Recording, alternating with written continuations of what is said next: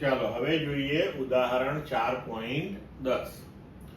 18 kilometre પ્રતિ કલાકની ઝડપે જઈ રહેલો એક સાયકલ સવાર એક સમતલ રસ્તા પર 3 મીટર ત્રિજ્યાનો તીવ્ર વર્તુળાકાર વળાંક ઝડપ ઘટાડ્યા સિવાય લે છે. ટાયર અને રસ્તા વચ્ચેનો સ્થિત ઘર્ષણાંક 0.1 છે. શું વળાંક લેતી વખતે સાયકલ સવાર લપસી જશે? તો હવે આપણે થિયરીની અંદર ભણી ગયા કે આવા સમતલ વક્ર રસ્તા પરની કોઈ પણ વાહનની મહત્તમ સલામત ઝડપ શું હોય?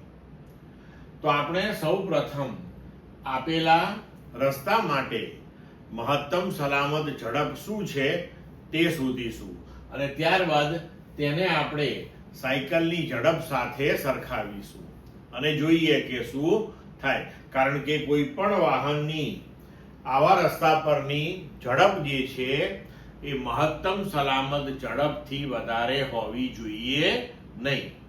હવે સાયકલ સવારની ઝડપ છે 18 કિલોમીટર પ્રતિ કલાક. તો તેને આપણે મીટર પર સેકન્ડમાં ફેરવીએ તો 1 કિલોમીટર એટલે 1000 મીટર ભાગ્યા કલાક એટલે 3600 સેકન્ડ. તો જવાબ મળ્યો આપણને 5 મીટર પર સેકન્ડ. હવે અહીંયા આપેલા સમક્ષિતિજ વળાંકવાળા રસ્તા માટેની મહત્તમ સલામત ઝડપનું સમીકરણ છે √μsrg. હવે અહીંયા આપણે બધા મૂલ્યો ગોઠવી દઈએ. તમને સ્થિત ઘર્ષણાંક આપેલો છે 0.1, રસ્તાની ત્રિજ્યા આપી છે 3 અને g નું મૂલ્ય આપણે લઈએ 9.8. અહીંયા તમારે 10 લેવું હોય તો પણ લઈ શકાય અને તેને આપણે ઉકેલીશું તો જવાબ મળશે 1.71. એટલે કે મહત્તમ સલામત ઝડપ આપણી થઈ ગઈ 1.714 મીટર પર સેકન્ડ.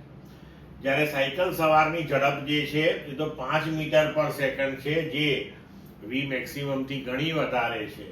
એટલે ચોક્કસપણે સાયકલ સવાર જે છે એ રસ્તાની બહારની તરફ સ્લીપ થઈ જશે.